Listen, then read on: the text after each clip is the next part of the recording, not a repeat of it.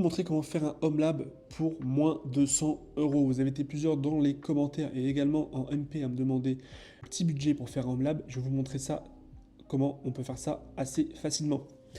Alors déjà, moi, j'utilise donc pour la production des petits serveurs comme ça. Enfin, c'est des anciens PC Dell, c'est des Dell 3050. On trouve ça sur le bon coin pour entre 60 et 100 euros. Selon la configuration, là, c'est des i5 avec 16 Go de RAM, mais vous pouvez trouver des i3 avec 8 Go de RAM. Je vous conseille d'avoir un i3 minimum avec 8 Go de RAM pour pouvoir faire tourner assez aisément vos VM et vos conteneurs. Vous serez beaucoup plus à l'aise dessus et du coup, ça sera quand même beaucoup plus simple pour l'utilisation. Moi, je conseille toujours de prendre un petit switch comme ceci, donc un petit switch 8 ports dédié uniquement pour vos machines de lab. Et moi, je prends toujours des switches managés. Ça coûte un petit peu plus cher, celui-ci il coûte une trentaine d'euros, 28 euros, je crois, quelque chose comme ça.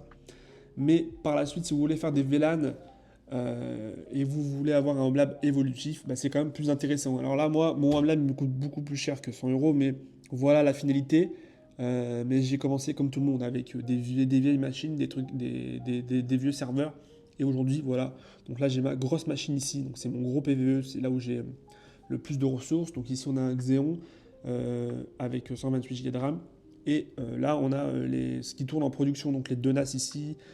Tout ça reste allumé H24. Celui-ci n'est pas tout le temps allumé. Mais voilà.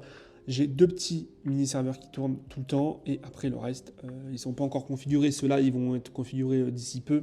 J'ai encore le câble management à finir, mais voilà ce que ça donne au final le petit Home Lab. En ce qui concerne le firewall ou alors le routeur qui fait également office de firewall, moi j'ai un Unify. Alors ça ne va pas rentrer dans le budget des 100 euros malheureusement, mais si vous voulez vraiment avoir un firewall, ce que vous pouvez faire, c'est que vous pouvez faire une VM pfSense, OpenSense, enfin, il y en a plusieurs, et vous faites un firewall virtuel. On va juste mettre votre box en DMZ ou en bridge, faire tout passer le trafic par cette VM-là, et ensuite bah, vous pourrez faire vos VLAN, etc. Ça sera beaucoup plus simple pour l'utilisation. On peut sûrement trouver des firewalls ou des routeurs pour rentrer dans le budget des 100 euros pour le Home Lab.